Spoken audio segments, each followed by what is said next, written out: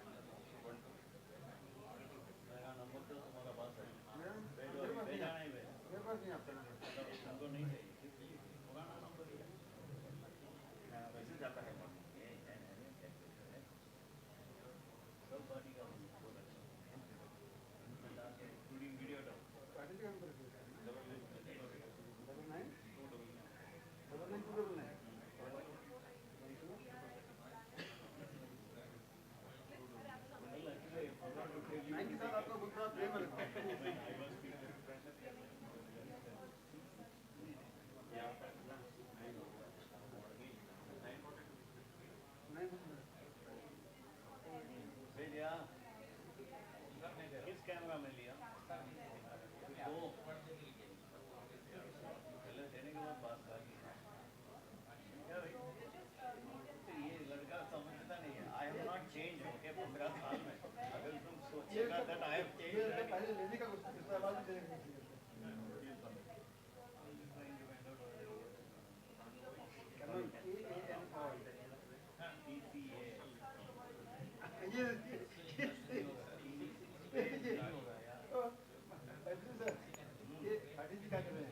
कल हम लोग को पता चल गया कि हमारा जो नेटिव प्लेस है वो इनका बगल में है, तो हमें निकले थे लोग वाला.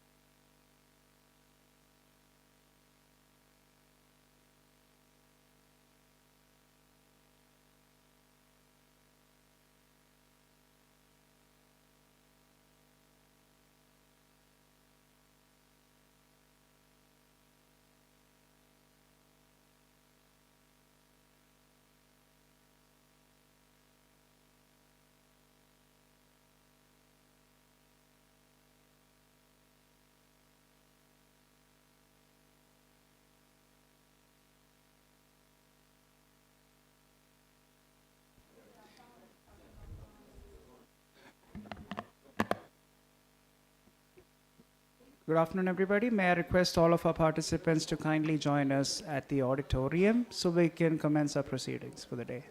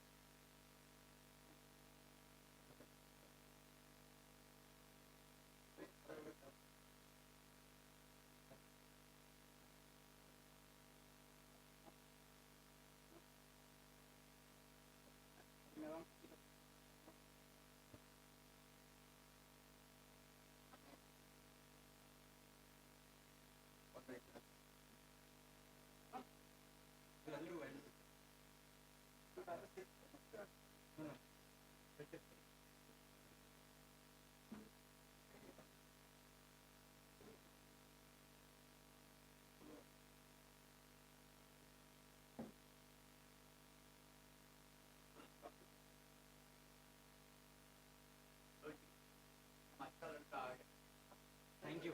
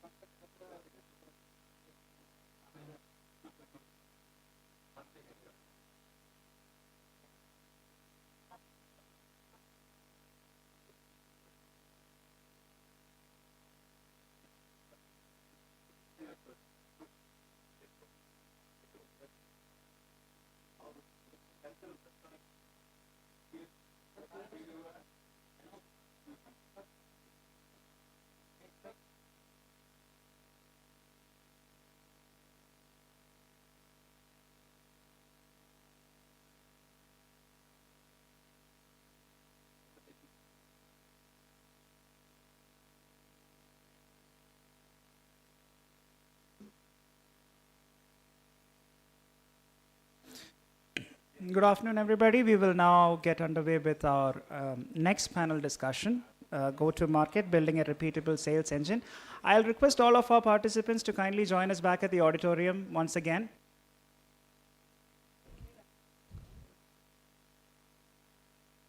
All right. So without much further ado, we'll get underway. To set the context, capital in this conversation only stretches as far as predictable revenue. So Northeastern enterprises often serve niche geographies. Therefore, a structured go-to-market plan is a survival requirement, not a luxury. So moderating this discussion is Professor Vinay Yadav of IIM Shillong, whose research covers market entry strategy for emerging companies. Joining him on stage is Ms. Natasha. She's the managing partner of Anukrit Capital. Again, we have joining us on the panel again, we have Mr. Amit Pandey. He's the lead for VC ecosystem and capacity building at IICA. We have with us Mr. Pankaj Barua. He's the head of portfolio for IIMC Innovation Park and also the former head of operations for Farlenco. And finally, we have Mr. Gyan Chandra Mishra, who is the council member at ICAI.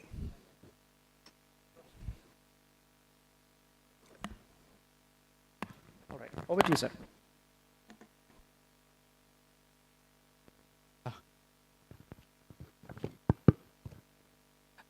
Good afternoon and welcome to panel 7.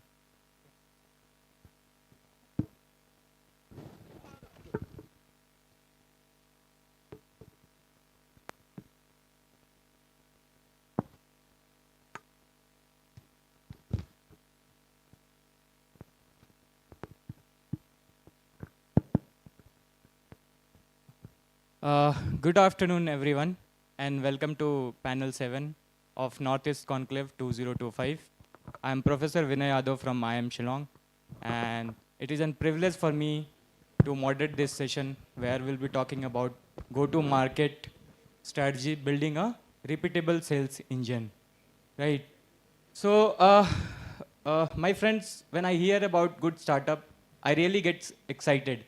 I understand there could be chaos at start, but somebody rightly said, मंजिल मिल ही जाएगी भटकते भटकते गुमराह तो वो है जो घर से ही नहीं निकले, right?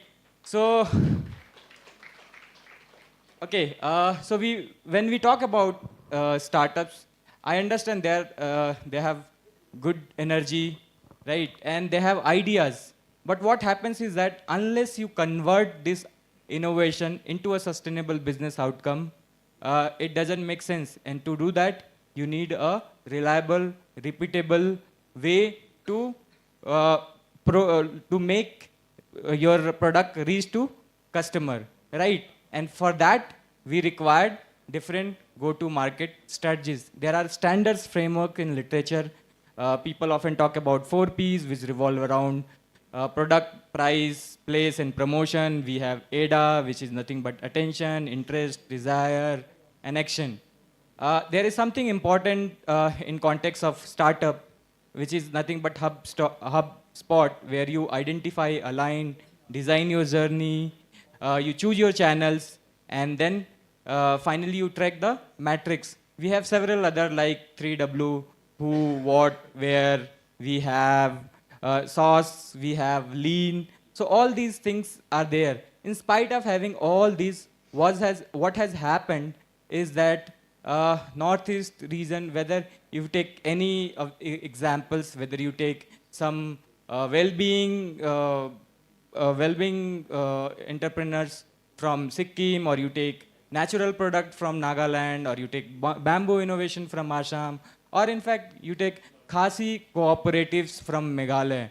All these faces many things to reach to market, which include local constraint, all those things. You have fragmented supply chain, and then also we have very low visibility of investor. I'm glad there are on this panel there are 2 who will give ideas on this.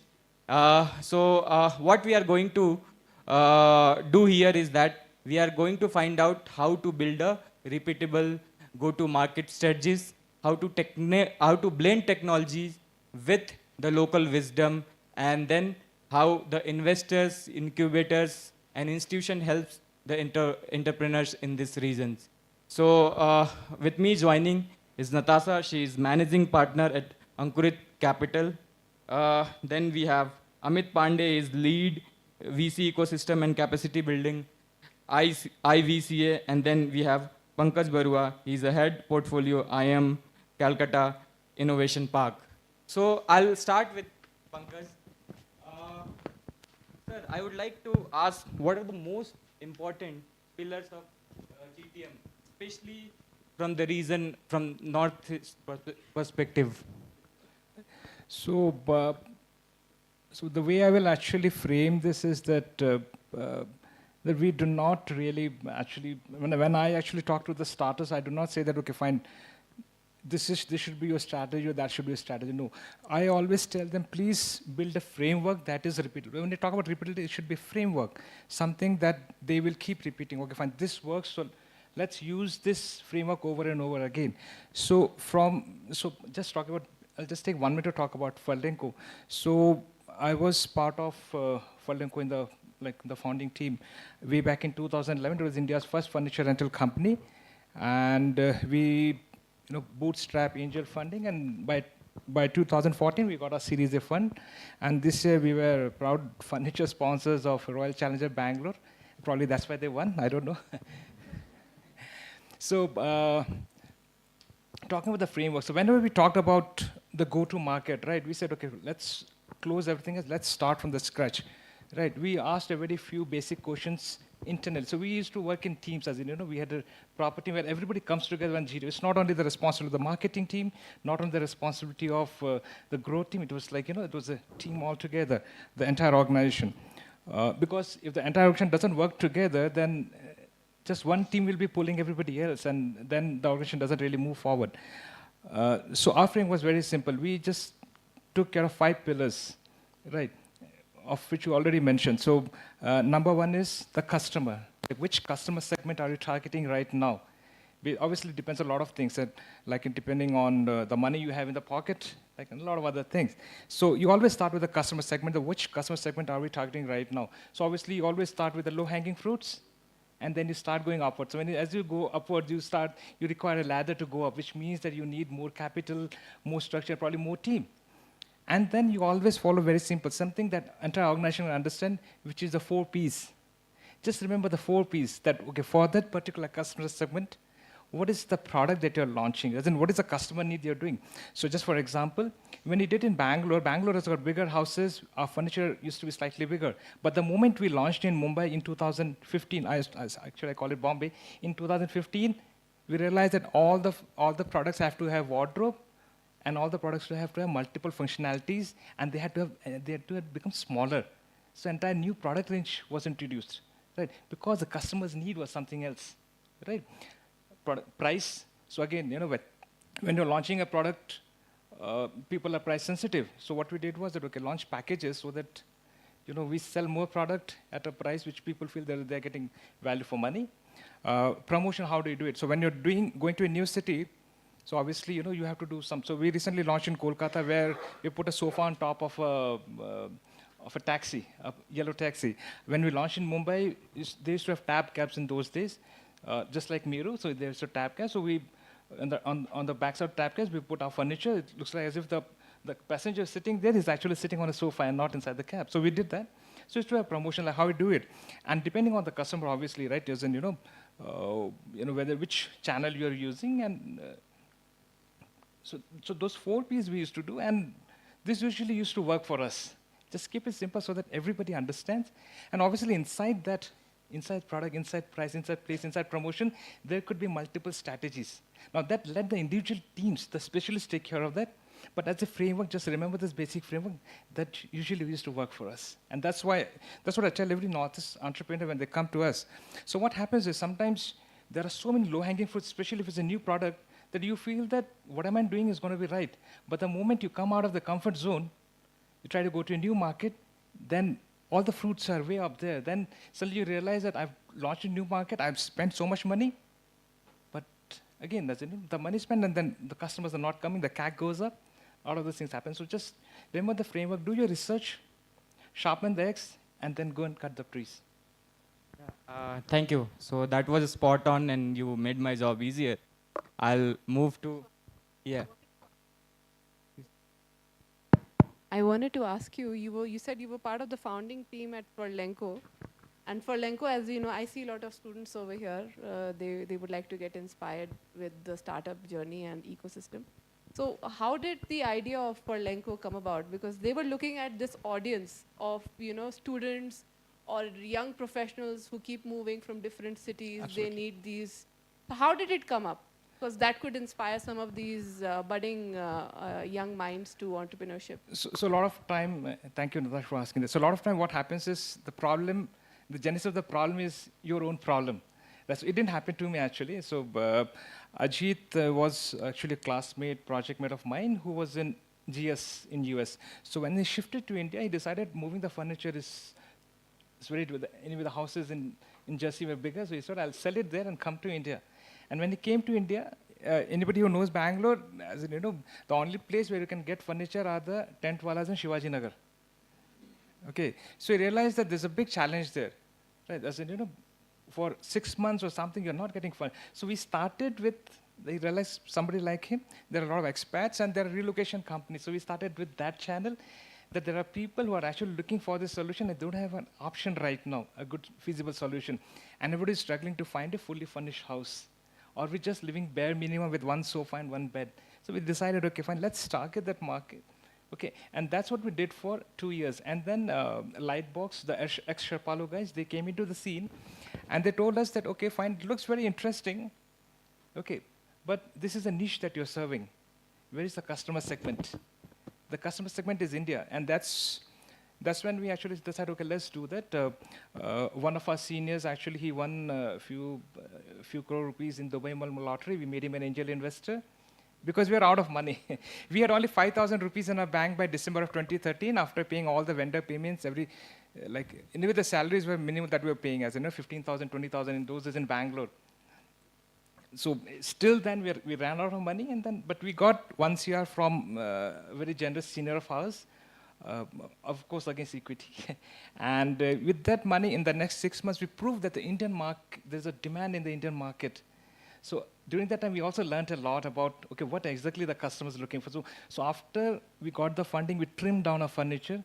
Indian houses need slightly cheaper, but they want something which looks nice. So we changed the color from black to teak wood, because Indian customer, for them, if it is wood, then it has to be teak color. Black color is very European or white, like very American. So a lot of things, there was a lot of discovery that happened, but that's how we started. From our own problem, the genesis was our own problem, and then we started exploring more and more, and one more customer. So and how do you actually determine a customer segment? We used to throw in we used to do carpet bombing, right? Through our marketing campaigns. And based on the leads that were coming, we realized, okay, this is something interesting. We're getting a lot of inquiries of a particular kind of furniture or some solution. And that helped us determine that, okay, fine, which is the customer segment which is generally asking, the age group and everything. And that helped us determine. So obviously, there's a lot of process that goes in behind the whole scene.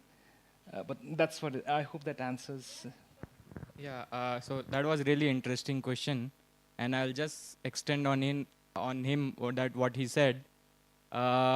In Northeastern construct, that let's say here, if you look at founders, they face a lot of problem. So I'd like to ask Amit ji, how do you increase the visibility of these founders in let's say mainstream investor markets? What do you suggest for them? Sure, Professor. So basically, I think, what I see is there are different kinds of founders, and I very strongly believe that, like we discussed yesterday also, that investors would look out for companies that have more than one founders, right? So that, they complement each other and the team is rich in terms of execution, because there's more than one things to do and you need specialists at that level. So every startup, I believe, would need that one hustler, right, who can just get on the field, get his or her hands dirty, right? And it captures a lot of things, because see, in a lot of these companies you would see, again, Aman may be a kind of a cliche, but still I think it works, because see, I think a lot of people would know Aman Gupta more than Boat. You getting my point?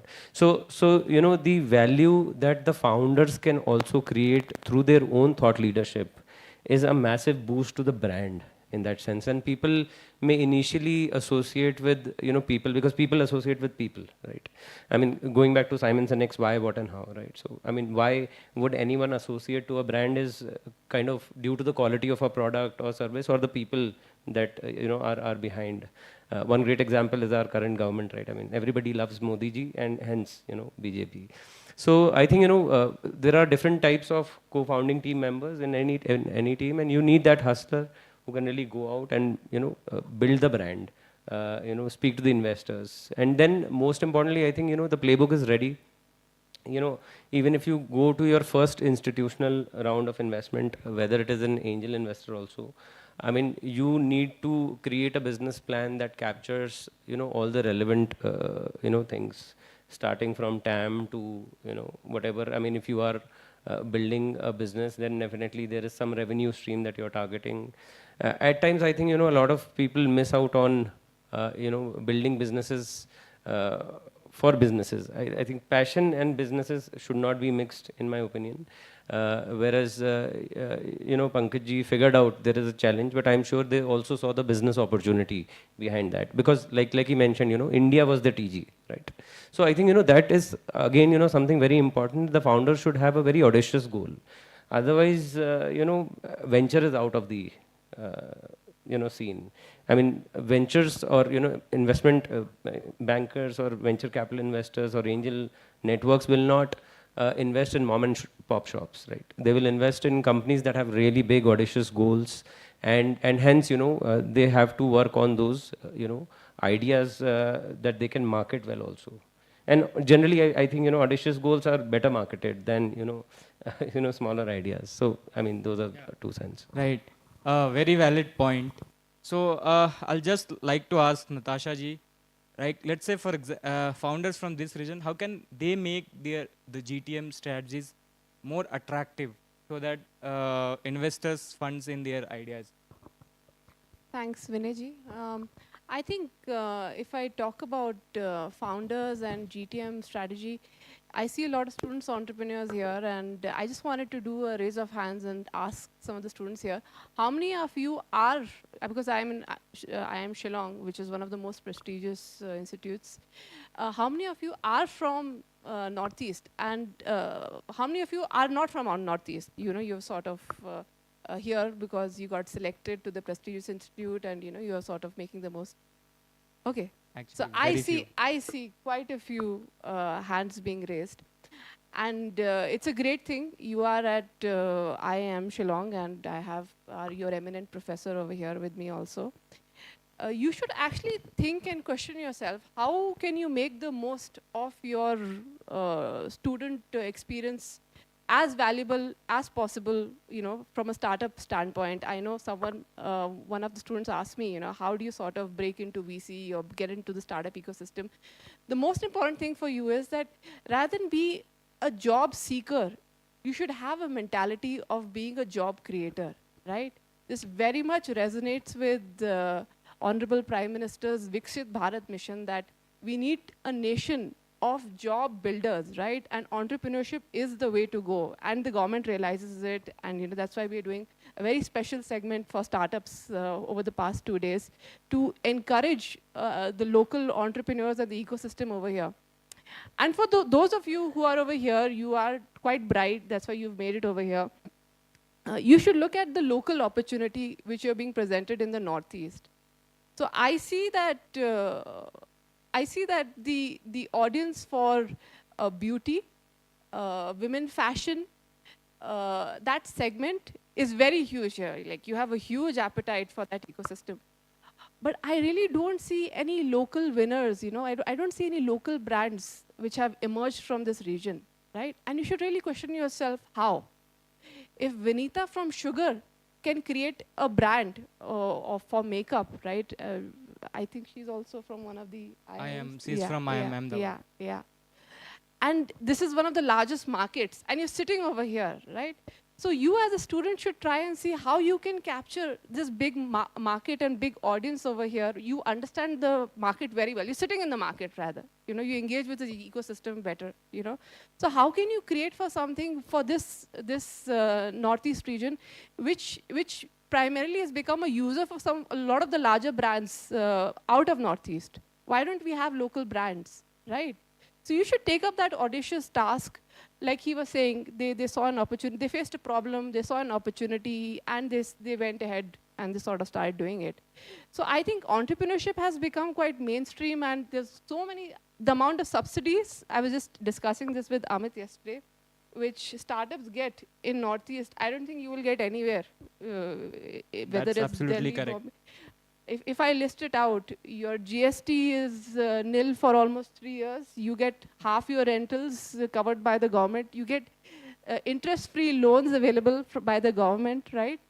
And so many more. Even so many grants are available to just get that launchpad up and going. So I would sort of encourage the entrepreneurs, the budding entrepreneurs in this room, to sort of look up for some local opportunities over here. In fact, I was just talking to one of the entrepreneurs. He had a very interesting idea about launching water, selling packaged mineral water from the mountains, artisanal water. Water is like a big market, right? You see Bisleri and so many brands have reached that. We've come to a stage where people are paying for bottled water, right? Artisanal water is even unique, right? if people are going to pay for water from the Swiss Alps, for which there's a huge market, like not just in India, but Middle East, they will pay like star mood for some sort of exotic water, right? So you should try and see such local opportunities and really go global with it, right? And you're sitting at the hub of it. So don't waste this opportunity and get away from the mindset of being a job seeker and make the most of your journey by sort of building something and being a scrappy startup and, you know, launching something and taking something which you're already sitting at. There's a lot of opportunity here, very untapped, and you are here, you should make the most of it. So that's what I would say, is to sort of start something and build on it. Yeah, a very valid point. Thank you for that. So I'd like to bring technology in this context and discussion. So if you talk about tech organization or startups, they are easier to scale. Let's say somebody who is trying to, let's create what the tourism look like here in form of metaverse, and few people, let's say sitting in Delhi, Bangalore or Mumbai, they can't come to here, maybe they can go there. It's easy to scale those kind of tech startups. But mostly if you look at here, you have craft, you have agri, and you have tourism. Those kind of startups here. I wanted to add Yeah. for agri. There's a very popular brand in Delhi NCR. It's called Two Brothers. You get like very exotic ghee Yes. and a lot of products from there. And there's so much, there's like great agri produce over here, like from your jackfruits to your turmeric. Like, I don't think even the turmeric is branded with the highest cumin percentage is available over here. So that's is also called not as, branded, yeah, right? Lacodon turmeric. So there is an opportunity to create a brand out of it, you know, rather than just take this and sell it, you know. You process the product, you sort of create a 2x or 3x of what your opportunity is when you process the product and sell it and create a brand out of it. If Two Brothers is there, why don't we have a local brand here for any organic product? You should think that. You should take that opportunity. Yeah, so that is interesting, and there comes the roadblock of logistics. And that is also what our finance minister and also the chief minister of Meghalaya yesterday spoke about. So I would just like to ask Pankaj that let's see, problems are there. And I remember a saying from a Sanskrit quote, Nahi singhas suptasya singhasya pravinsinti mukhe mriga. A deer cannot enter into the lion's mouth by itself. It has to work, right? So what do you feel? Challenges are there, logistic challenges are there, but how do they can aggregate? What could be the role of logistic partners in Northeast context? So before I get to that point, I'll just add to what, rather counter Natasha here. What happens is that people from Northeast are generally thoda sa sharmila types. Yeah, I Right. agree. If you notice, so what happens is, you know, I was in Pune. If you go, during my PG, so if you go to Pune and ask anybody, like, you know, the students there, right? ये एक pen है, जाके बेच के आओ, कितना में बेच के आ सकता है? They will sell it for 100 rupees, 200 जो भी, but they will hustle. They'll go to the center, the middle of the canteen and shout, एक पेन है, they'll do something, right? Ask, and the same thing if you ask a Northeastern person, student, like, you have to do something like, in general, I'm just stereotyping here, by the way, but it still happens. So if you ask a Northeastern student, what they will do is, they'll go to a friend of theirs, यार मेरे को pen बेचना है, तू मेरे को ना 100 रुपये दे दे, मैं तेरे को ना बाद में 100 रुपये वापस कर दूंगा. Okay, so we generally are a bit shy that way, right? And we generally tend to bring a comfort zone for ourselves that, okay, we are happy because we have seen a lot of our parents, everybody being very happy with government jobs, you know, nowadays whenever a convoy passes, right, you see, like, you know, that's the prestige, right? तो सबको वही रहता है, थोड़ा पैसा कमाते हैं. Minister नहीं तो minister का next बन जाएंगे, कुछ हो जाएंगे. So something like that. So that happens. So generally people are a bit shy that way, and it's changing. It's changing. But the good thing is it's changing now. People are getting more. People are looking at Shark Tank. Yesterday we had a startup. He was in one at the Shark Tank. So startups are now opening up, right? But it's still a bit of challenge for people to break out of that shell that you have to be more outgoing and all. But the people who are outgoing, they are doing good. Like David was here yesterday. He is doing good. Harsha is doing very good. And I'm going to talk about, just coming to logistics now, I'm going to talk about one startup whom we discovered, so I was part of this organization where we discovered way back in 2022. So he is one of the largest manufacturers of jute bags from Northeast region. So jute bags are always associated with West Bengal. We know jute bags, we talk about Kolkata. But he is breaking their market. What he's done is he's done something different, where he's saying that I'm the one-stop solution for everything. You'll get a professional service and you'll get the service on time. So that startup, that founder, he started at 3 lakh rupees per annum way back in 22. And this year he closed at 1.5 CR. And his plan for next year is 5 CR. And he's going to grow even further. And day before yesterday, he had a meeting with the joint secretary of the Jute Board, where he's actually been promoted by, sorry, not Jute Board, the Postal Service, where he's getting promoted because what he's doing is he's actually using Indian Postal Services to ship his goods. So forget about Blue Dart, forget about anything else, forget about Agarwal, packers. Thank you. Agarwal packers, Jodhpur, Jaipur, sorry.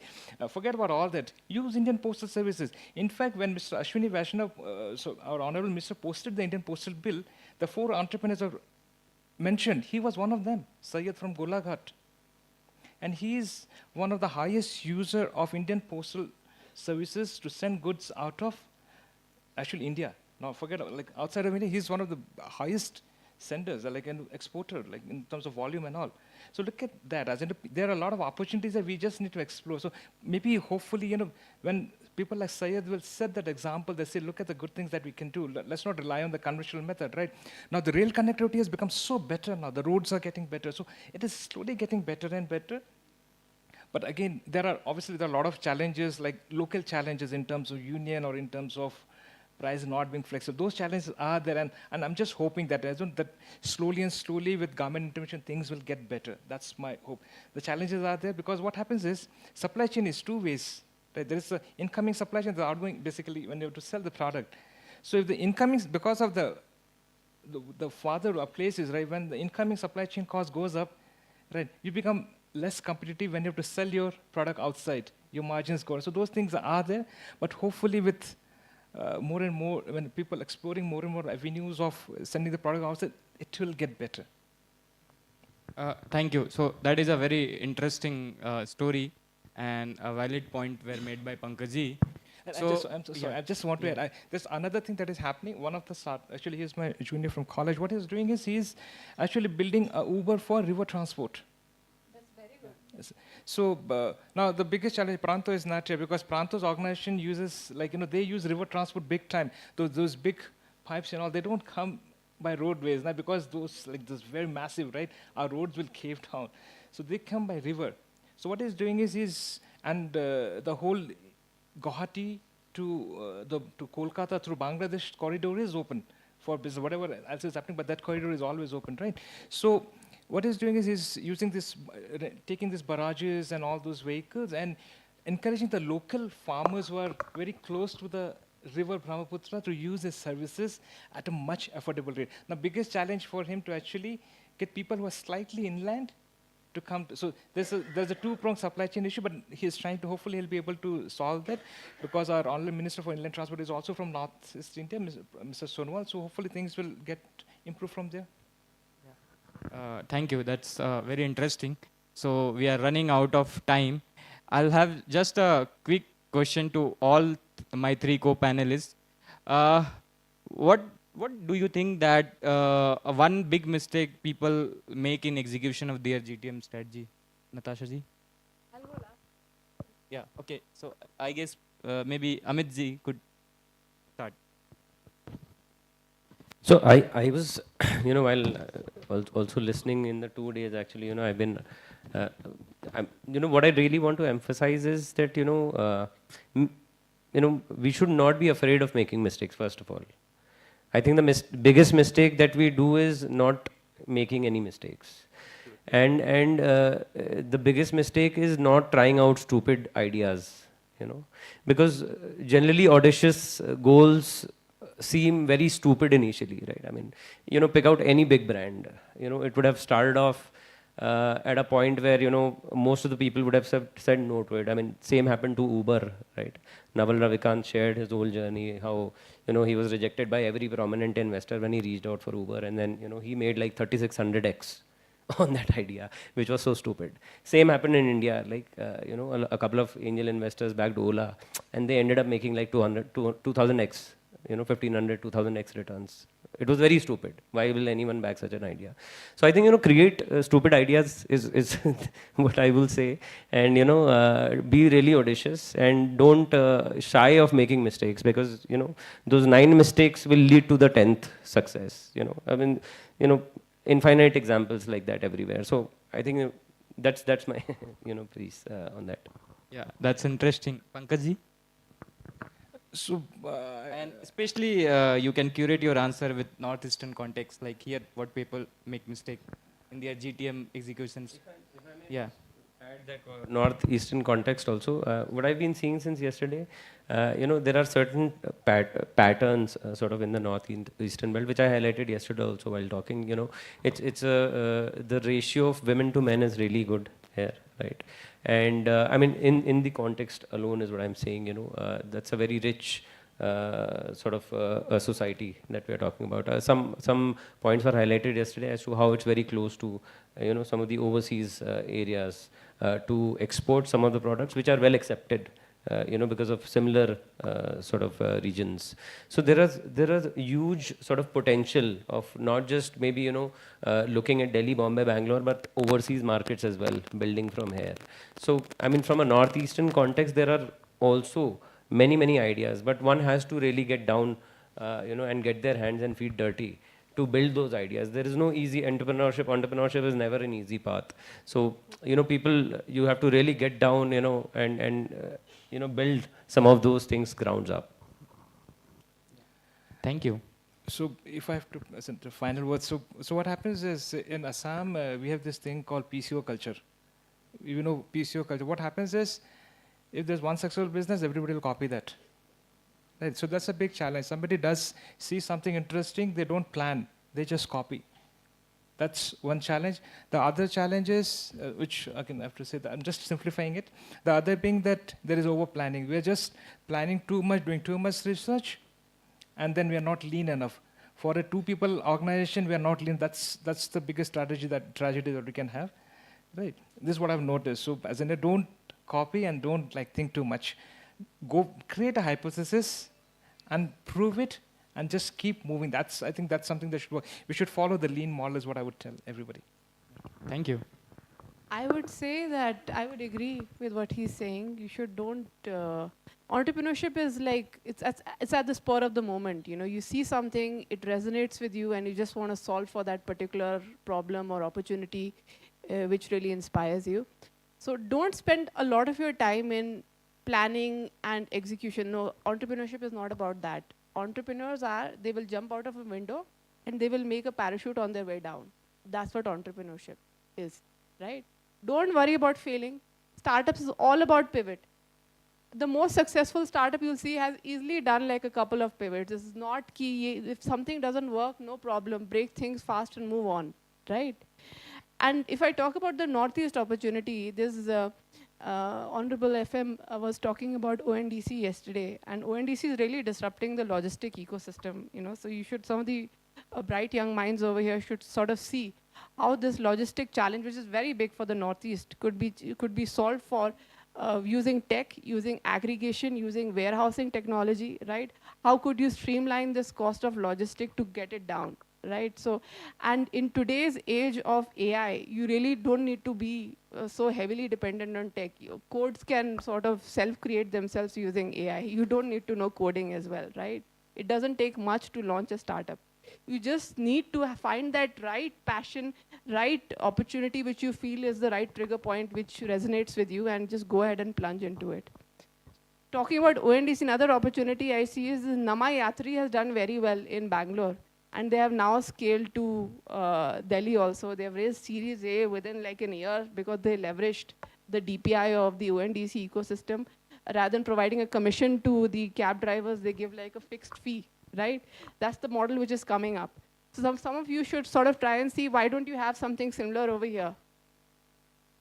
I know Ola, Uber did not take off because of the margins and everything, but something where you can loop in the taxi association over here to launch something similar for the ONDC ecosystem and sort of launch something on a B2B side or a B2C side is a huge opportunity.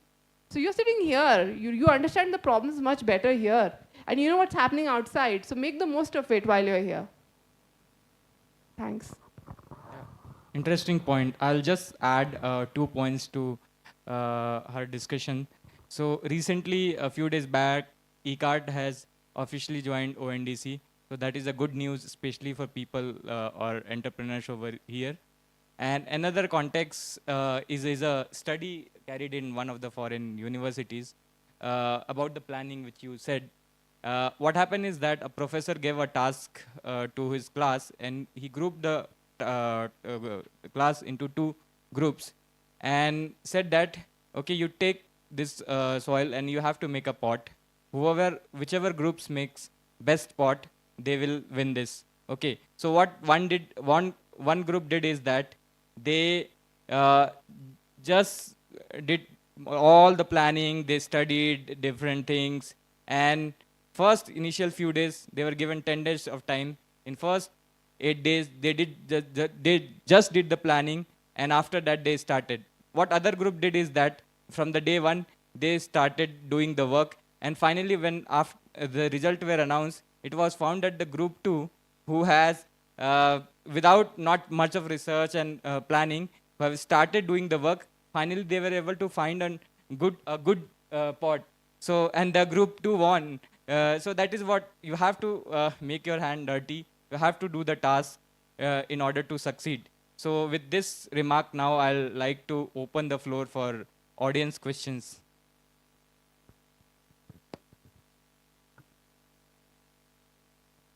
Somebody? Anybody? Yeah. Yeah.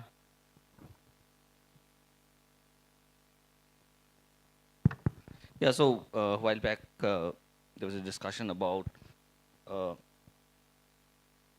participation from, every gender in the startup ecosystem.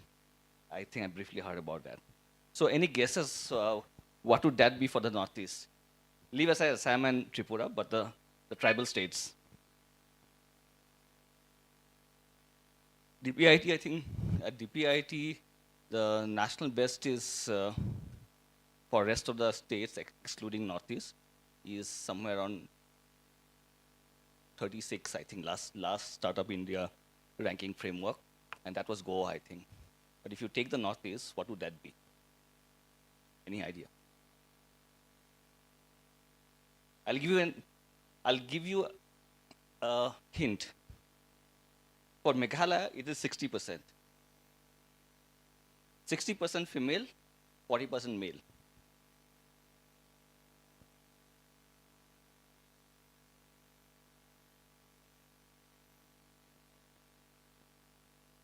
So it's close to around 48%.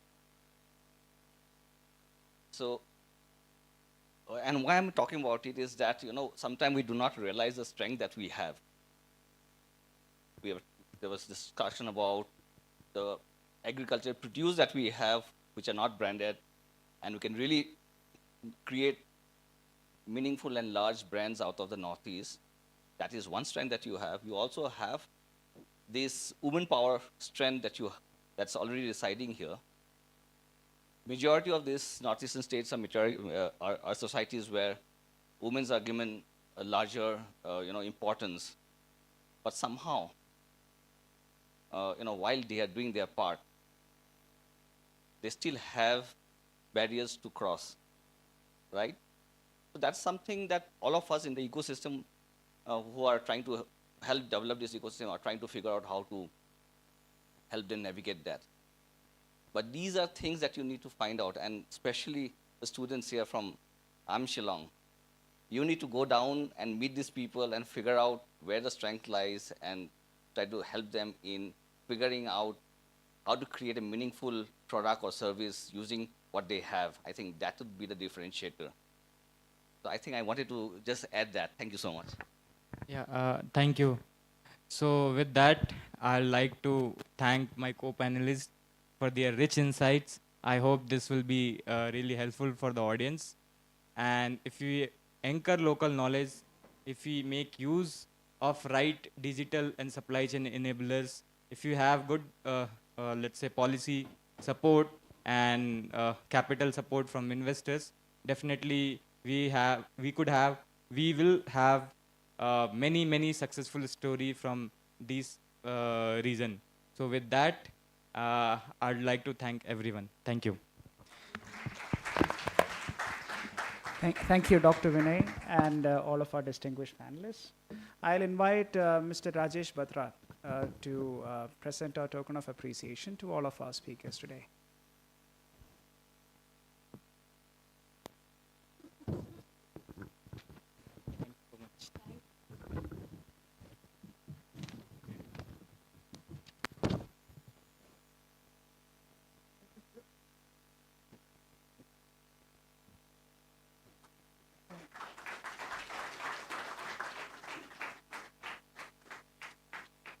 That's okay. We'll have it on.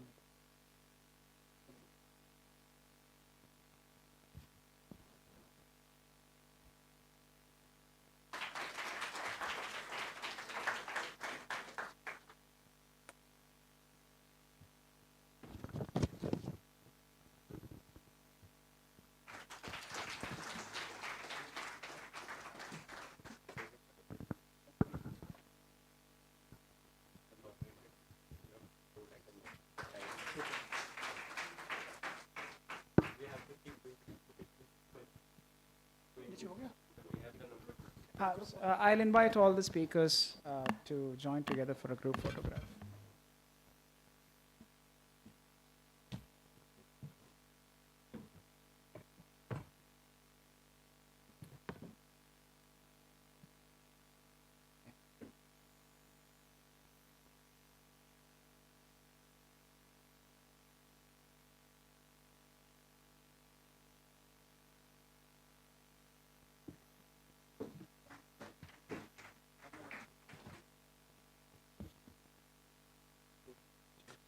You're heading out now?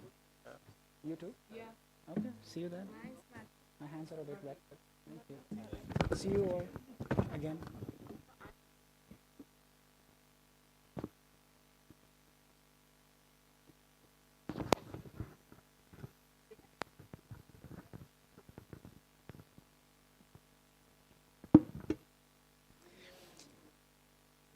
All right.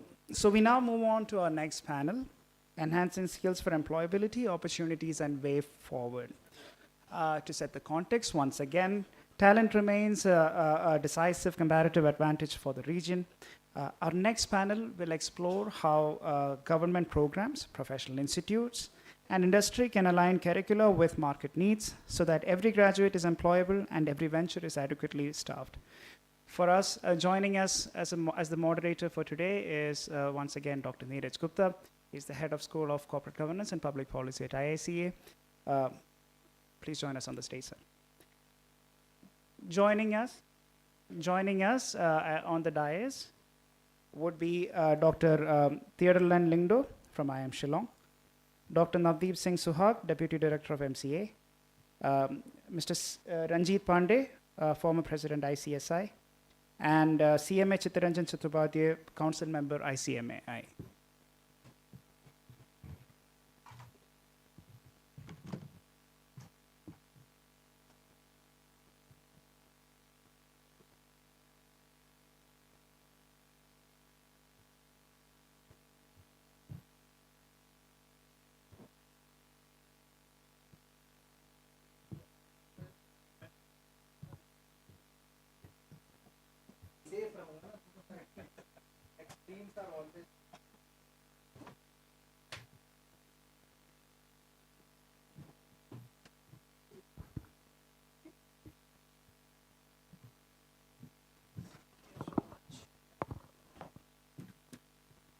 Thank you, Matthew, for having me again.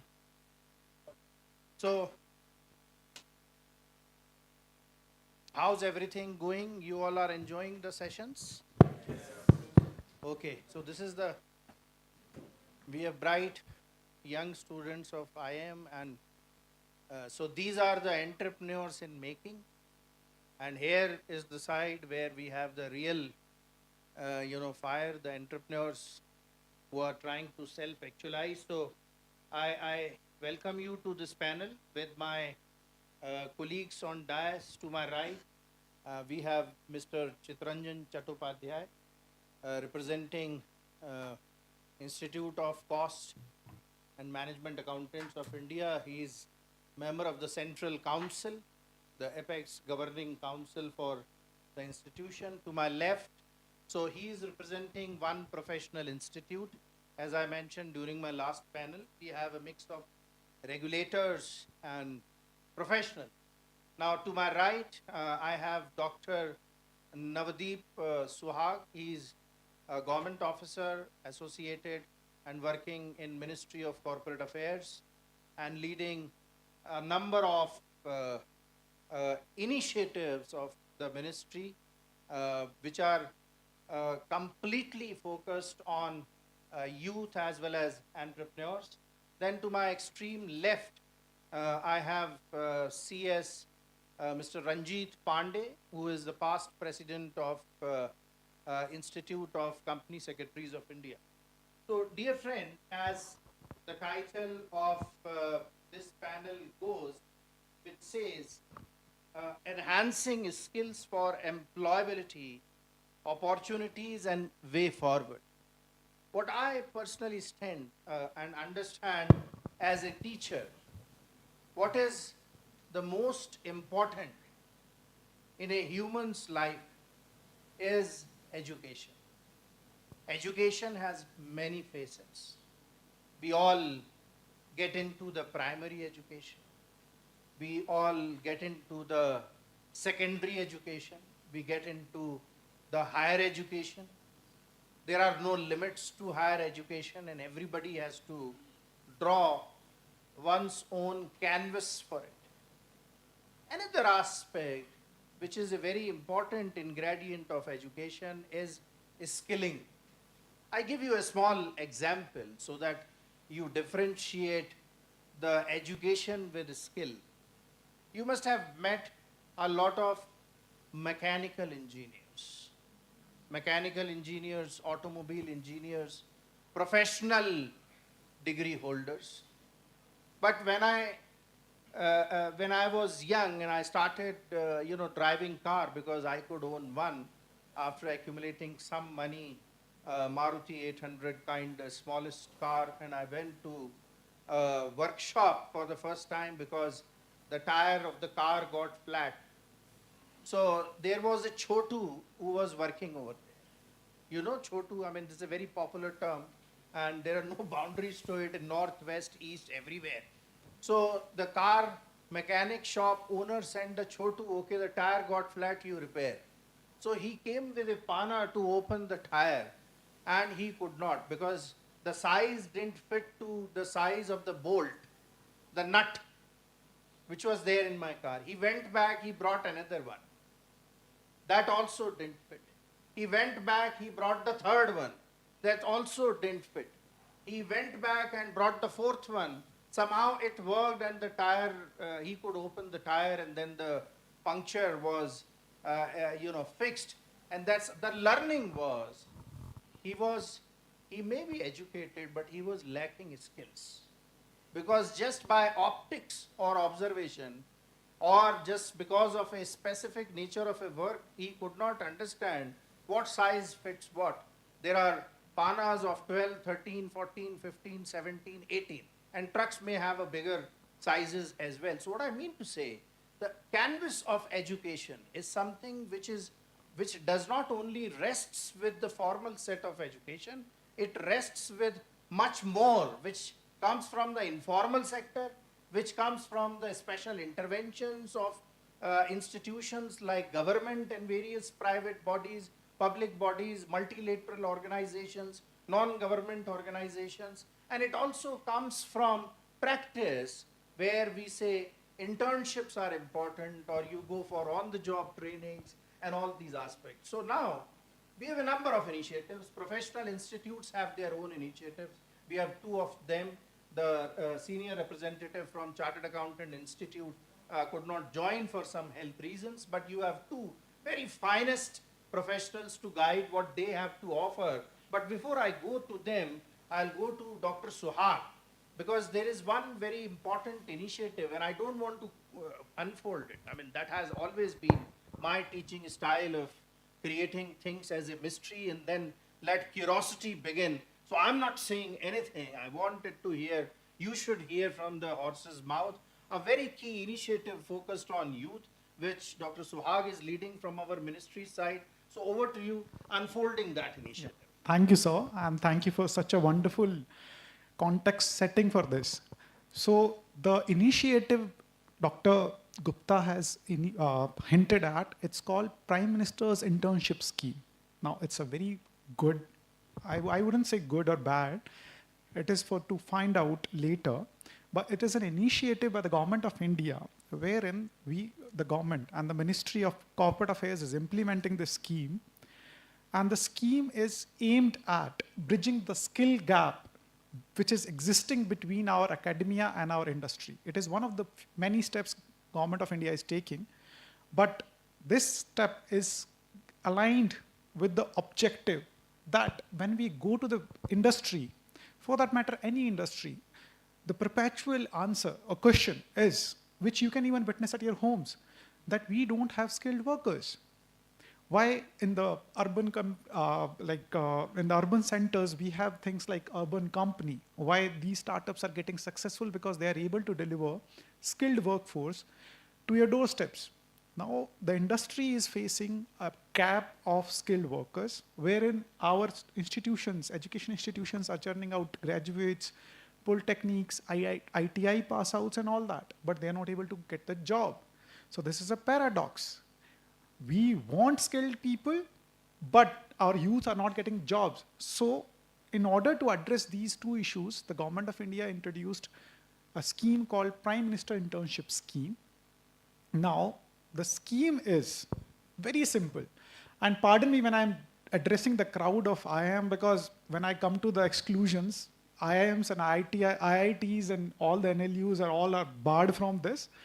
So please, apologies, sincere apologies, but I'll come to it why we are addressing it like this and why this scheme is designed in such a way. Now imagine yourself being a graduate from a very mufassal town of India. You're done your graduation and say BCom honors. You don't have exposure to industry, you don't have exposure to any internship opportunities. How would you gain what is the need of the corporate? I'm a young man sitting in Shillong, or I'm a recent graduate from say any tier 2, tier 3, tier 4 city. What are the options for me? None. Not all are blessed like you people. You have all the companies lining up for internship. You have all the opportunities. When I was doing my graduation in law, I had all the internship opportunities with big lawyers and all, but not for our maximum of our population from tier 2, tier 3 cities. So government has introduced this scheme. Anyone, now the scheme is in pilot phase. When I say these eligibility conditions, which I'm about to list out in a very brief way, these are about to be revisited when we will be going for a full scheme, most likely by the end of the year, but we are also learning.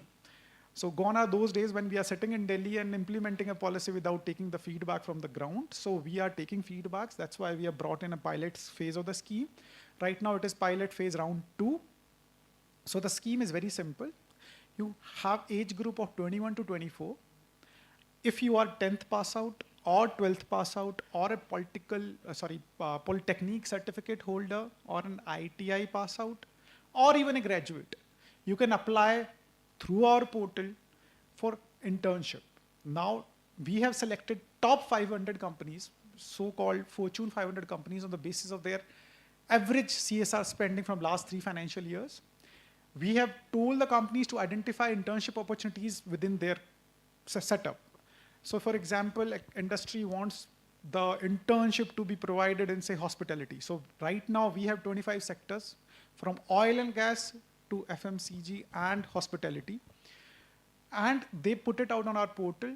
Candidates can apply online and the selection is done on the basis of what is the need of the industry and what is the, what should I say, the qualifications and the application of an intern. And we are providing financial benefits in the term of 5,000 per month. I know it is small, but it is something. Internships are supposed to be free, but we are providing financial assistance also. Then 6,000 rupees grant one time, and it is a 12-month program. End of it, it will be a certification from the top 500 companies along with MCA, Ministry of Corporate Affairs. And there's a mentorship also, mandatory phase of 6 months on the job training. And we are providing all kind of, like, the maximum benefit for the youths is 3 kind of skills, I would say. Soft skills, professional skills like work ethics, time management, as well as technical skills. They get a chance to apply what they have read. So this is the scheme, sir, which is aimed at skilling our people, and the objective is to upgrade the skills of 1 crore youth in the coming 5 years. So currently the scheme is in pilot phase. Very soon we are coming out with the main scheme. Great. So thank you, Navdeep. Can I go?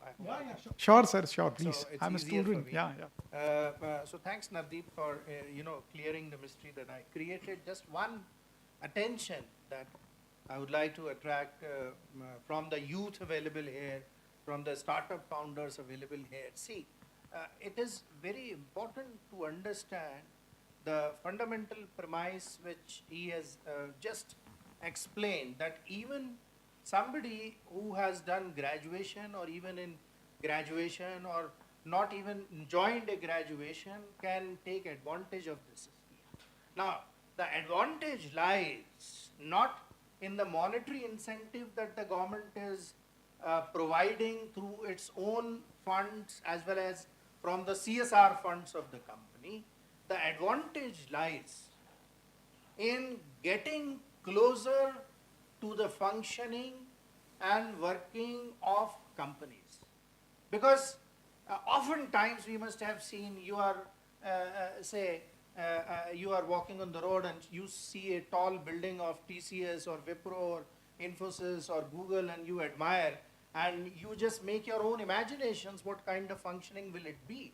But government has opened the doors of those bigger organizations even without you not having a very formal and a very professional and a reputed degree to get closer, get into these organizations and learn from those who are experienced about the skills which are needed in you.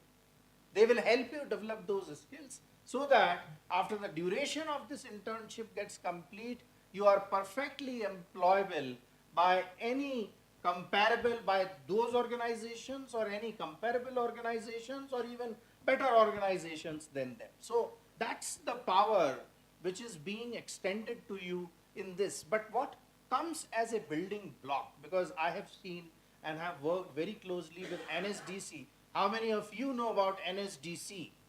Have you heard about the name of this bird? 1, 2, 3. I am, guys, I mean, I don't expect this from you at least. NSDC, National Skill Development Corporation, which works with corporate sector with more than 42 sectoral skill councils dedicated on different, trades and different areas skill orientation is required. So why you have not heard? Because skill mindset is absent. I'll quickly go to Ranjit on this. We seriously see in India, we have a mindset, we used to have a mindset to grab a government job. The entrepreneurial and startup mindset has now arrived, and that has helped us produce more than 100 unicorns. You are joining the bandwagon that way. So, but then the another thing was in vogue, degree-oriented mindset. So government job-oriented mindset, degree-oriented mindset, and these are the days and times to come when we need to have a skill-oriented mindset. So what is the challenge and how we can overcome this, Ranjit, with your experience, if you can share? Thank you, Neeraj ji. And in fact, you set the context very right at the beginning itself, that what skill is having the meaning and significance. Definitely with the disruption of the technology And in fact, Industry 4.0 transformation is completely AI based. And even in the manufacturing sector, production sector, technology is taking the center stage. So if I say that technology is taking the center stage and industry need a skilled workforce, and forget about industry. Even I'll give you the example of today's. Uh, I was having the breakfast in the hotel and clearly observing the say cleaners and those who are serving the food in the restaurant. They were doing the multitasking job, cleaning also, ordering also, keeping record also, and working on the computer also. Gone are the days where you have a static degree and you are sitting on the computer or you are sitting on the desk and doing that particular job and not, say, exposed to any other thing. So that was the day and that was the era that has gone. Now, complete disruption in the way of working today. And with this technological disruption, skills are becoming finer and finer. Jobs are becoming multitasking. And that is where these challenges are posing in front of industry also, that how to overcome these challenges, even in the degrees. And in fact, IIMs are the best examples and models for everyone to follow, that even while giving the degree, they develop the communication, presentation, and leadership skill in the graduates. So that particular part, you are lucky to have in IIM, and that particular part is being taken care of. But I'm talking about other sides. It is clearly missing. If I interview, say, 20, 25 company secretary for my own office, out of 25, I'll find one or two gentlemen who is capable of doing the multitasking. So that is the kind of skill gap we are thinking about. PMIC IS is one of the finest scheme, and Kaushal Vikas also is one of the great scheme government is running, wherein small courses, small degrees, small training program are helping the individuals to overcome those difficulties. And now, Neerajji, era is that howsoever qualified you are, whatever say stature you are having, skill development is a continuous process nowadays. It's a continuous process. Even today, I'm company secretary, having 25 years of experience. But now ESG is coming and disturbing everything. Sustainability is coming and disturbing everything. So I need to inculcate some knowledge and some skill enhancement for myself also, to understand that how funding is coming for the, say, sustainable financing and all other things. So these schemes are basically helping to narrow that particular gap. And role of the institution like IIM, IICA, and CA, CS, and ICWA are become very significant. Collaboration is very important. Regulators are framing the scheme, like MCA has framed the scheme, like Government of India has framed the scheme. But bringing that scheme to the ground, and execution and effective implementation can only be taken care with the help and collaboration of these institutions. How and why? First thing, I'll come on that. yeah. Ranjit. Okay. So let's just conclude. So this particular point, definitely follow-up question will be on that. Yes. So I will say that skill enhancement and development will be substituted only by small programs and continuous learning by for nurturing your skill in suitable to the jobs. Great. So one very interesting point I would like to, reiterate it again, what Ranjit Bhai has said.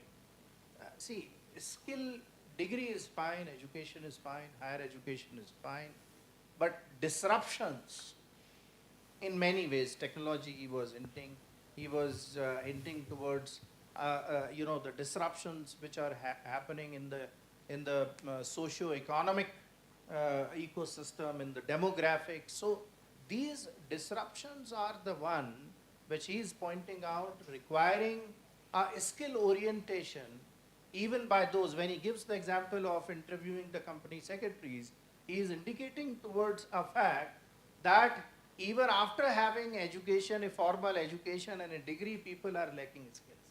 So here is the requirement that the skill mindset is to be developed. That's the point, one takeaway which comes out from his discourse. Another takeaway which is again important, even after having a skill-oriented mindset, we should always be required to be on toes to every time explore what newer skills do we need. Newer and newer, because what you will learn today as a skill will help you not more than 3 or 4 years. After 3-4 years, some newer skill will be required. So you will always be on toes of learning and implementing at the same time. We have Chitranjan with us, extensive experience working with the startups. He's a seasoned professional. So what are your observations are the key skills where you believe Northeastern startups and entrepreneurs should focus?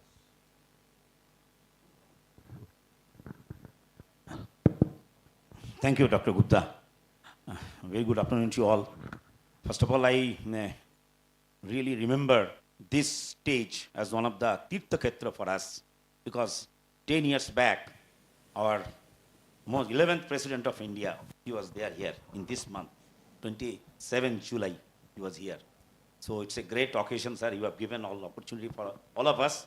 So just remembering him, whatever you have asked these questions, as a banker of 38 years, working in the rural, working in the semi-urban, working in the urban, and working in the, corporate level. As also I'm a practicing cost and management accounting, representing my institute.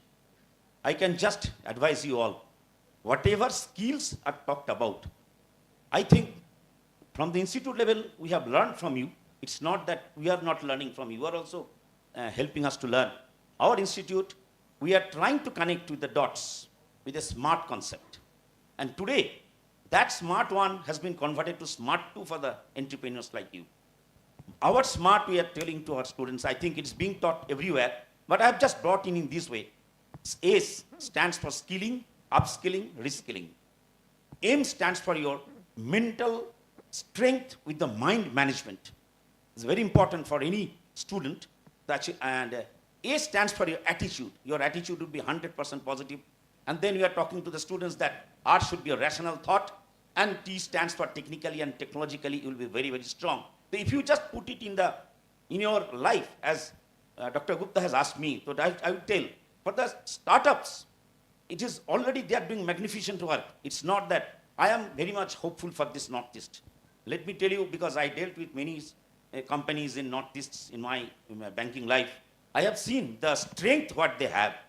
Strength, when we are talking about strength, weakness, opportunity, threat, I don't think today the logistics support only helping you problem. Rather, you should be more and more. You have the fintech with you. Every entrepreneur should be having the reasonable knowledge in the fintech, because the crowdfunding is one of the essential ways where the traditional and even venture capital, they will not be able to give loan to those startups. But crowdfunding is possible. It's a new concept for the developed countries. So this is also, you have to take care of that. And again, I want to tell you again that in this context of this skill, if I talk about, I should say, even I have seen in my life a class 8 woman, through the skilling process, she's now the owner of I can tell you, is a CS from the loan taken from the bank of 6,000 rupees. Now her turnover per month is 20 lakhs per month. So I can just tell you, it's a very good area. It's a very excellent skilling process you are already undergoing. But don't confine yourself only bookish. Try to be very much observant. Your observation power should be very important. And your community building is most important. I always believe in the community building. I have seen so many self-help groups, how they have nurtured their groups, and these groups have become ultimately successful, and you can find a lot of products. And I was finding 10 at least startups are here Northeast states who are really successful. So, good message I can give you. I want to tell you, throughout the days what we have learned, with this knowledge, I am telling you, success is not measured by what a man has achieved his position, but by the obstacles he has faced, and he has overcome those obstacles to go to that position. So I think your future is going to be very, and I tell Dr. Gupta, our institute, I just want to tell you, we are always in the skilling process. We are having our help desk in every chapter for GST problem and other problems. And I can tell you, my chairman of this CA CAT, this is a certified accounting technician. We are catering to the needs of the small and medium sector enterprises through this CAT, where already more than 60,000 already they are working for the cause of the MSME units. So therefore, we are with you. Whatever you require, it shall be definitely, this collaboration will do through IICA, and it's a great chance for you to collaborate with us. Thank you. Thank you. Chitranjan ji, very energetically you have placed some very good takeaways. The first, which I would prefer reiterating, is we all require experience. We claim to be experienced with the situations of failures and the means we have come out of it. We don't become experienced because of the success stories we have traveled. So the first thing which I would always urge you to learn this. So failures will make you rock hard and strong. It will make you more experienced to bounce back. Successes only will not support you. Another thing which he has mentioned from his institute side, the small courses on dealing with the issues of accounting, because startup founders may be a technology oriented person. A startup founder may be a household woman. We have seen yesterday many who have converted their family oriented business ideas to a big business idea. So they may come from technology background, they may come from commerce background, they may come from a business family, they may come from a service class family, they may represent a farmer's family. Any type of person can be there. But once you have an idea, you start a business, you face number of challenges. Accounting is one. Taxation is one. It could be direct taxes, it could be GST. Yesterday there was a strong reference on it. So his institute has some courses, chartered accountants and company secretaries on similar lines have courses because they have their own unique address and specialization area and expertise. Now quickly, I would like to go to Ranjit Bhai on this, where I'm sorry I stopped you. How? The element of how. Now we understood we require a skill mindset. We require refreshment in skill every time. We understand to a certain extent that an early stage startup, accounting, taxation, money management, data management, customer data management, customer relationship management are the pain points. Now, I request Ranjit Bhai with his experience, how and with what courses we can give the benefit to the youth of Northeast, the early stage businessmen of Northeast. Yeah, what is the biggest challenge for the startups? First of all, we need to understand. Biggest challenge is low scale, low funds, low resources, low manpower. Very less manpower, very less resources. Even there is no place to operate. So these are the space constraint, manpower constraint, funds constraint, and even scaling. Every scaling is low. Where hiring the, say, degree holders, big degree holders would be very, very difficult. So these internship schemes are helping them, that they can hire skilled professionals or interns who are educated enough to grab or grasp the things very easily. And first 2 months they are grabbing, and thereafter 10, 50, say 9, 10 months they are working from them. So low cost, skilled and educated manpower is available. I was mentioning in the opening, comments that these institutions have higher role to play. And why I was mentioning? Because IIMs, Institute of Company Secretaries of India, Cost Accountant of India, along with the Ministry of Corporate Affairs, has a capability to develop such kind of skill development programs very easily. And in fact, we are doing it. PMQ courses, post membership qualification courses, which is available for the members, and now it has been open to all. And certification courses, 3 days, 4 days, 5 days, you go online, attend those programs, and you will get the insight and knowledge. Like say for example, startups are basically looking to create the some kind of intellectual property. Intellectual property, you don't understand even basics of the intellectual property being an entrepreneur. So somebody in the startup ecosystem is required to have basic knowledge and understanding that this is the new thing which has been created and it requires registration. So those 4 days courses on the intellectual property will give the basic understanding and knowledge to the, say, people working at the second level or third level, to tell the entrepreneur that this registration will save our creation. So that is one. Like similarly, financing or artificial intelligence, data protection and all these things. So this is also, so we are running so many courses. Institute of Company Secretaries of India is running these courses already, which is open for the general public also, like certification courses on intellectual property, data protection AI, then financial modeling, internal audit, so and so forth. So I'm not naming the courses, it is available on the website. But these 4 to 7 days, minimum is 3 days and maximum is 7 days, course along with the some, say, project preparation, helps those people to nurture their skill in that particular area and support the startup ecosystem with the low cost and, of course, greater skill. So I was saying, Neeraj bhai, that collaboration with these institutions for the skill development is very important. They can develop the curriculum understanding the need of the industry. What is the need of, biggest challenge is that industry want skilled man force, but they don't collaborate with the institution. So that is the biggest problem. They want the force, but curriculum jab develop karne, we are developing the curriculum, industry participation is zero. So that industry and institution partnership is very much essential for curriculum. Second is lack of awareness and lack of good placements.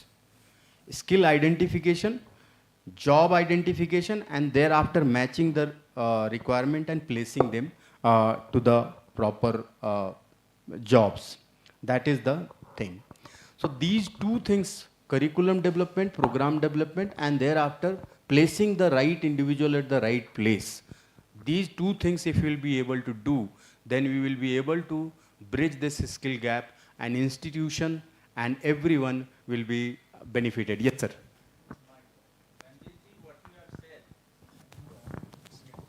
We have signed MOU with 3 professional institutes. First thing you have said about awareness. There are lots of short programs also. So what we are looking at, through IICA, we will work with the state governments. So they will be doing the awareness. And then we have to also use the digital platform. Like if person is moving, there is some video where he listens to 30 minutes, 40 minutes, the way we have developed our independent director database. Then he takes something. So this kind of a small, and today I was talking to Cost Accountants Institute. So I was saying, don't have a big program on GST. What you can have, different, basic, foundation, intermediate. So yesterday I was discussing with many of participants also. There is a startup from Nagaland. He's saying, whole state there is not a single GST consultant. And in this Meghalaya also, there is no valuer. So our idea is valuer is a big course. What we can do first is the foundation. Just video. Video is more important rather than, because here people, young people, they like, they feel technology is good, they will be listening something, and then you can give the printout also. So all these 7 states, 8 states, our model should be partnering with us. We will approach skill development department as well as education department, and we will get students enrolled. We have some discussion also with Meghalaya Administrative Academy. So this is our role model. Otherwise, you have lots of product. People don't know it. Someone has to give certification. This is a good. And it has to be simple, easy, and video recording. There are many platforms. And most of the institutes are now going for that kind of a recorded programs. So how we can do it? Please. Just before, thank you, sir. And these are very relevant points, but I want to intervene over here. Ranjit ji has raised a very valid point that when we ask and when the industry is being asked to come and collaborate with the institutions for the skill that they want, there's always a bit reluctance on the part of the industry, because see, industry wants, and they are driven by profits, and so are startups. So the profit in this collaboration comes way down the line. They want profit now. So that's why the schemes like PMIS, we have given the flexibility to the industry.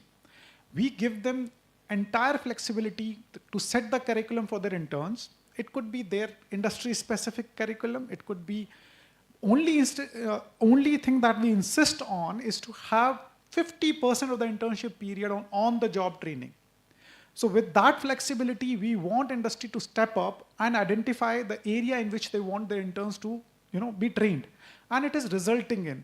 So I'll just narrate one incident and one anecdote. We were traveling to Odisha and we encountered one intern. He was working with one retail sector company. And when I'm being asked that what he was doing before internship, he said that he was running a mobile repair shop. So we asked, what now? He said that, sir, मैंने अपनी mobile repair shop अपने भाई को दे दी, and I've come to join this internship. And it has helped him to know about the industry secrets, like not secret, I would say the standard practices, कि accounting कैसे करते हैं, how to reach out to the clients, how to make customer satisfaction. So that kind of things which are given in a big MNC, they are missing at our startup levels. So he said that I'm learning these principles and I'm implementing in my startups. So this scheme is basically a step in the way that we are giving flexibility to industry to partner this kind of skill development for our youth, which is missing in a formal way. Over to you, sir. Yes, sir. Just a minute. What you are saying, Singh Saab, this is a wonderful scheme, and this scheme gives flexibility as well as an opportunity, because otherwise they will not have opportunity to interact. Yes. And another thing is, there was a case study by ONGC 2 days back. They were saying they are getting benefited. They are now training at their doorsteps. So when they are recruiting the people, they are saving at least 1 year of training, and they are recruiting the right person, because out of your intern, 50, 100 intern, you are picking them 50. So these 50 will be totally fit for the organization. True, sir. True. That's why ONGC, it's a given fact. ONGC, being a PSU, they have some constraints on the recruitment. Of course, it has to be through a proper channel. But they came out with a directive to all the vendors to give preferences to the candidates who have done PMIS with ONGC, because they are fit to the job. See, those who know the working, 1 year, any new person, whether he joins civil services, whether he joins any industry, you have to change. This is a transition period. So 1 year industry is saving time, cost on transition. So already they are employment ready. So that's a great help. And Ranjit ji, jo aapne kaha, industry will not come, because they want everything at the doorsteps. Their logic is different. So our job is what we are trying to do, and what this scheme is, PMIS, and otherwise we are all trying to work. We have to create that critical mass, whatever is required for the industry, what is required for the market, and then we have to help them. You have yes, said, sir. I think point well taken, and in fact, that is what I was saying in the beginning, that professional institution and professionals will fill and bridge this particular gap. How? Because we are also placed in the industry. We know the nuances of the industry. We know what is the technical requirement of that particular job and which kind of skills are required. So being company secretary, chartered accountant, cost accountants, we are exposed to the industry requirement. And that particular knowledge and that particular experience and exposure we can bring to the table of the IICA and institution to build those kind of short capsule courses and all. So one thing is very important and essential is customization. Because we already have the knowledge repository. Every institution has the knowledge, even IICA has so many video lectures and all other things. So knowledge repository is not the scarcity, it is there. But customization of that knowledge and bringing into the one platform is important thing. So as you said, that repository has to be prepared, and that repository has to be customized and very target oriented and say customer oriented, that these are our target audience and this is our target placement. So that is what is required to be done. Just towards moving to the closer, sir, just one Chatranjanji, I'm coming to you. So what sir has asked, and in terms of knowledge, and so I mean, just very quickly in 30-40 seconds, do you have some digital pre-recorded learning stuff which can help the Coming back to this question, sir, our institute has come out with a very novel GST, course, which is only for 30 hours, and these are also available in our institute's websites. And we will be believing that most of the college students, they are now undertaking this course. It's a very popular course, our GST course. And another I just want to mention, since this program is meant for this all entrepreneurs here, we have come out with a very, very relevant course on the credit management course, how banks are managing credits. If the entrepreneurs don't know what the bank really wants, that's why we have made it free for all our, we have not only confined it to our CMAs, we have confined it to all other college graduates. And of course, the fintech course is also recording is available, because as of today, if the entrepreneurs don't understand fintech, they will be duped, because a lot of, we have got the case studies where the greed has brought grief. So therefore, all my request to my all here, that please be sensitized with the crowdfunding, because most of the process of your artificial intelligence, blockchain technology, all these are very much connected with your day-to-day life when you'll be entering into the financial transactions. So therefore, we have come out with all these top courses, and we can definitely lend the support to IICA. All these courses are here. Sir. The way we have structured this 2 days workshop, and this has been done in a scientific way. For each, we should have some online, digital, 5 hours, 10 hours, and customization is the key. What Ranjit ji has said, there are courses. We have to find the traction. We have to give, like Honorable Minister talked about corporate governance. All we read it. But she did it in such a way that everyone will appreciate, trying to link it with Meghalaya. So we have to think of coming with for each panel. Each panel has some theme. So what you have said, if one has to go to for credit, one has to go for market, incorporation, scaling up, compliances, for taxation, we should have this kind of a small, one is basic, another is advanced. And we will ensure that all 8 states will work with all departments so that it is popularized and the students, they opt for it. Because what is going to happen, investments are coming, if professionals are not there, then the professional from outside will come. That is not required. We have to get local youth ready for employment. Thank you. Just one line, sir. I just want to add on to this. For skilling, I guess the best way, as you have encapsulated that, we have to think global but act local. And this is the key. Schemes like PMIS or other institutions like Ranjit Ji's, CS institutions, CA institutions and all, they can step up and they have to act locally. What are the local requirements? As you have said, this is the key for success in any skilling program. Great. So towards the conclusion, just one line I would like to mention. After detailed discussion and key takeaways that the round of questions has taken, the final message is IICA is here with the 3 key professional institutes, and in addition to that, other institutes. We had 7 MOUs yesterday.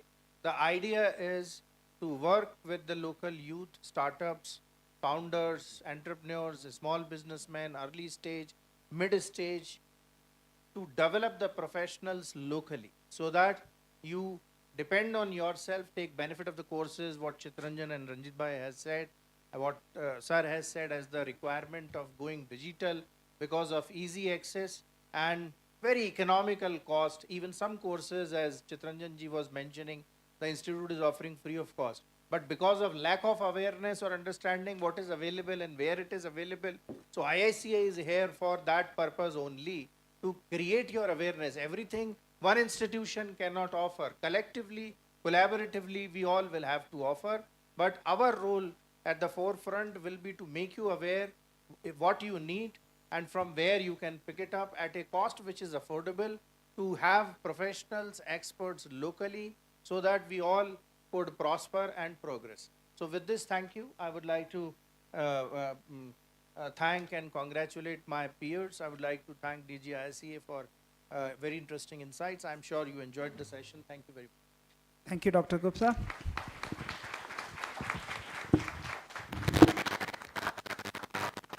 As is tradition, I'll invite our Director General and CEO to present mementos to our distinguished speakers today as a token of our appreciation.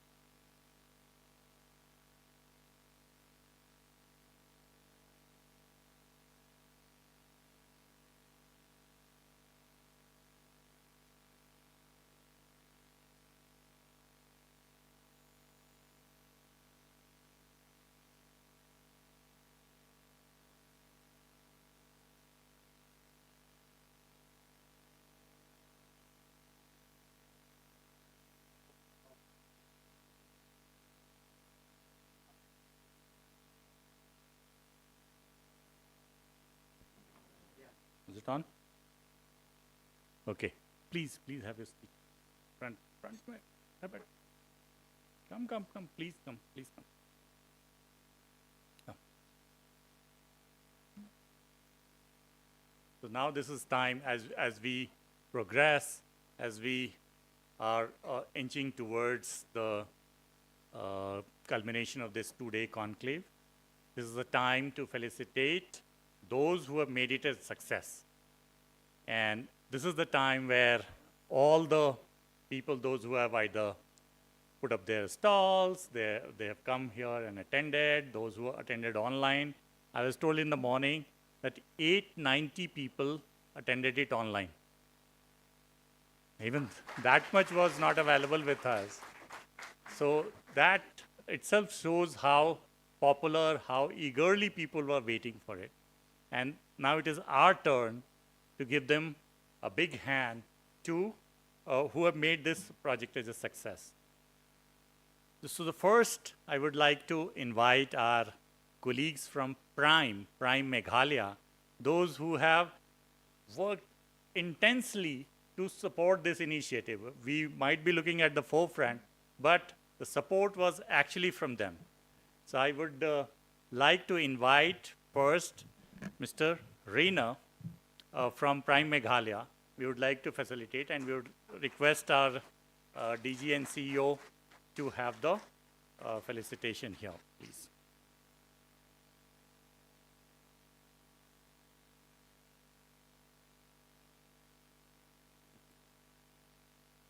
Please come in the front.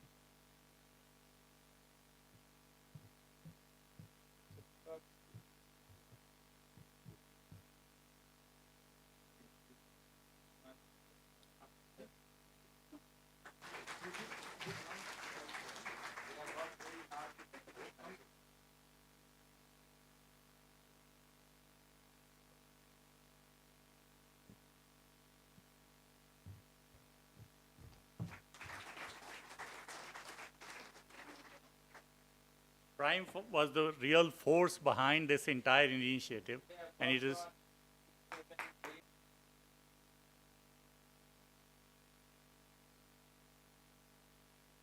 So, although only 2 representatives could attend, but Madam Saloni Verma, who is the executive director, and also Ms. Jacqueline, they were the actual force behind of. They guided us, they helped us, they took us through the various paths. We were new. We are new to this entire region, and they were the one who actually helped us do this. So now I may like to invite some of the founders from Meghalaya. One is Dakti Craft. The founder's name is Rida. Is she here? Okay. She was there in the. Anyway, so let her come. The second one is the Korha Dam Handloom Society. Formless is the founder. Is she here? Formless? Please come. Please come on the stage.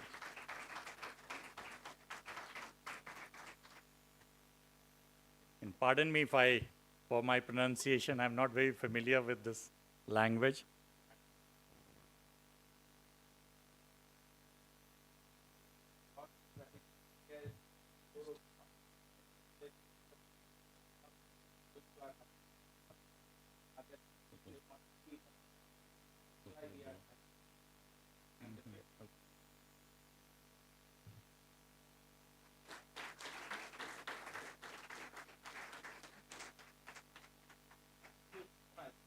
Thank you.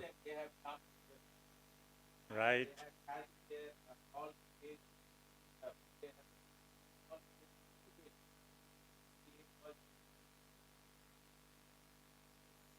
The next in the line is Bagmara Camper, Mark Pantora M. Sangma. Please come.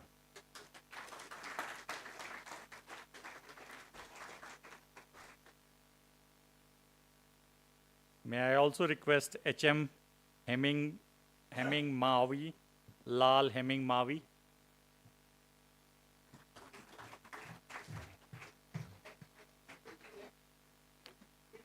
Agastya Edutech Private Limited, Subhra Dev.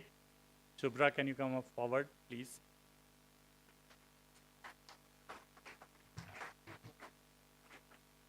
The next in the line is Aura Ride Global Technologies Private Limited, Ms. Suman Bastom.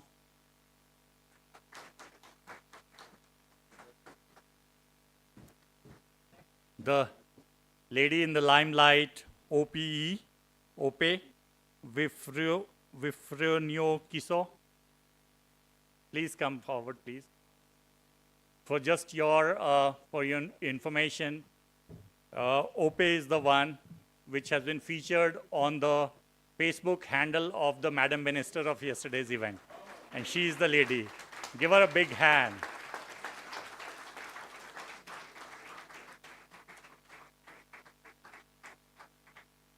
The ladies who... Thank you. The lady with the crochet heaven, Injabai Ling Ho. Please come. She weaves the things around. And if you have seen her flowers, you would certainly buy it. Go there to her stall, please.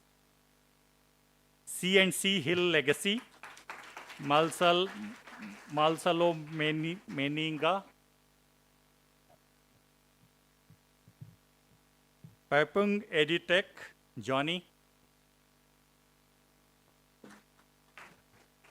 Bioforge AI Solutions Private Limited, Thowden Hiljit,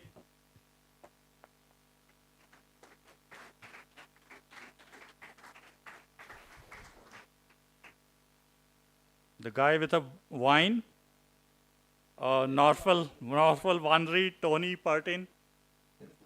Tony.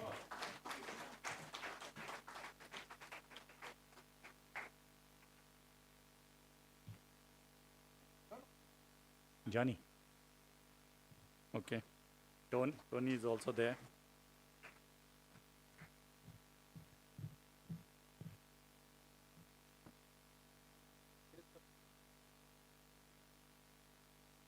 Bioforge AI Solution, Thornton Hiljit. He's another person who has been given a space on the Facebook of the madam's handle.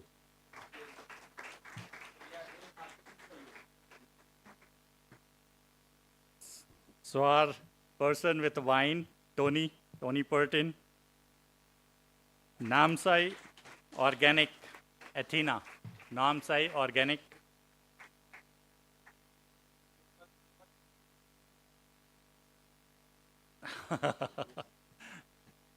And he was the first one to offer also that we'll be sharing wine with everyone who has come here.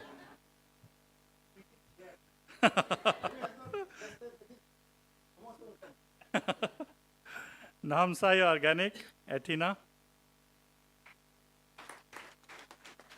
Punjab National Bank. Anybody from PNB? ICSI, Subhash. ICAI.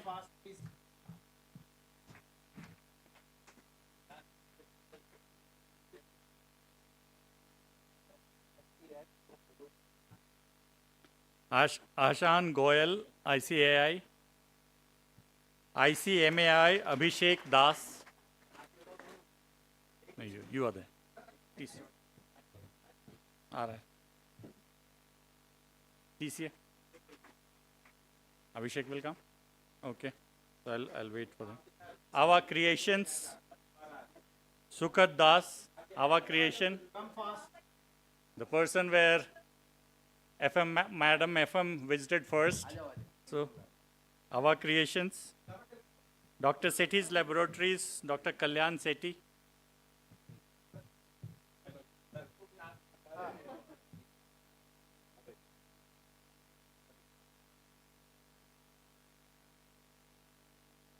Dr. Sethi's Laboratory, please come. Primary Healthcare Private Limited, Sahil Jagnani. LabDig Innovation Systems Private Limited, Dr. Chayanika. Kisma Venture, Malvika.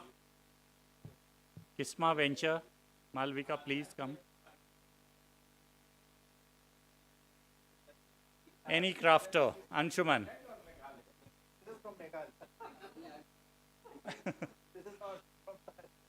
Chayanika, please. Ms. Malvika, please.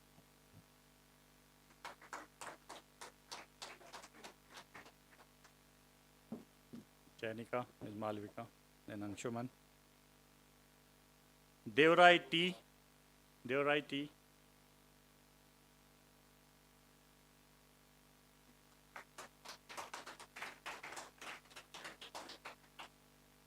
House of Agor. Please go ahead. Please go ahead.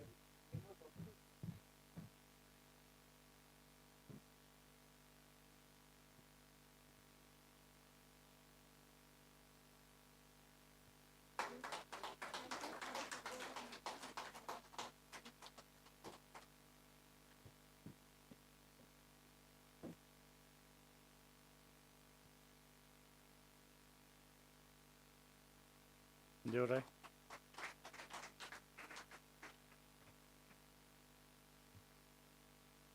House of Agor, with all the motifs, all the knowledge she has about the history of all the motifs of Assam.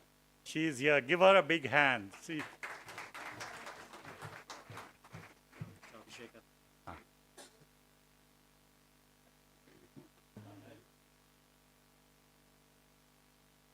The Honorable CM of Meghalaya was so fascinated by her work that personally he has given the number to his personal secretary and say, contact them, we want them to bring it to Meghalaya also.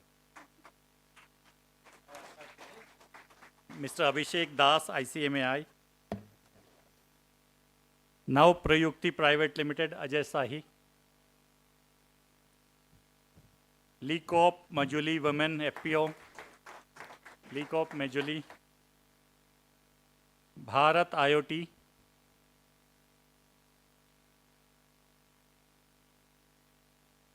Come.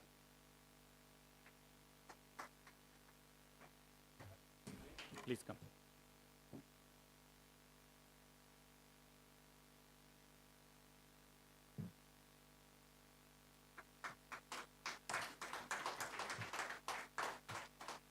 Nutrizeric LLP.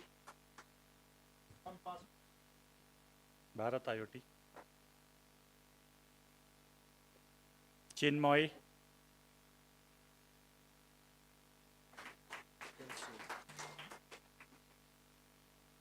JJ Fruit, Jensui.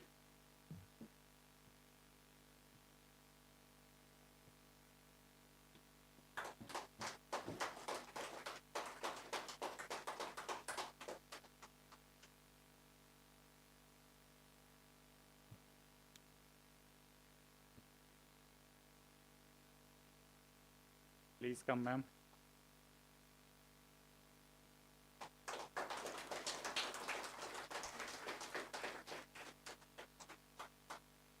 HN 100.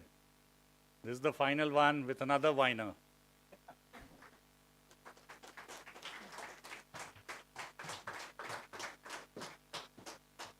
So has any one of the left one comes up? Punjab National Bank? Nobody? Any startup which are left out? Not announced by us. Come forward. Please come. Please come.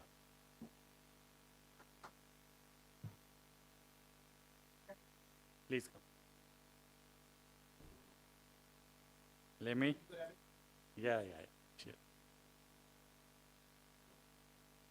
Anyone else from? Yeah. Here Here he is. Here he is. Yes.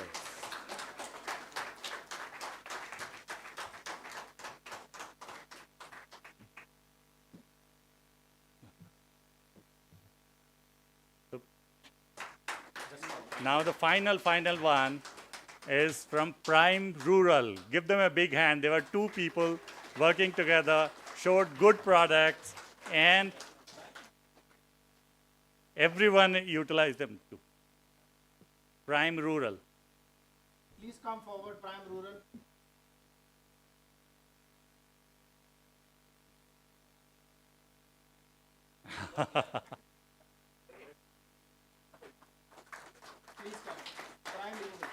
Prime Rural.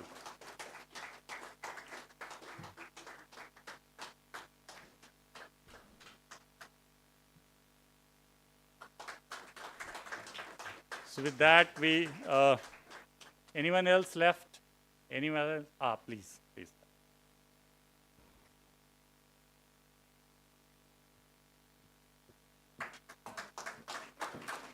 Please come. So thank you very much. Thanks. It was lovely having all of them here. And with that, we announce. Just a small announcement. It was a felicitation ceremony from the side of our Director General in appreciation of your efforts, Prime Meghalaya, Prime Rural, and the startups who have showcased their products and stalls. This is not the end of the journey today, friends. So I will request, please have your lunch. Come back in 30 minutes maximum, please. We will be having a valedictory session. There is a fireside where we will be learning from the success stories and challenges from few of the startups who have picked up. Don't leave us. We will be concluding by 4, so you have enough time still traveling back to your places. Thank you so much. I'm hoping for you to join back at 2:30 sharp.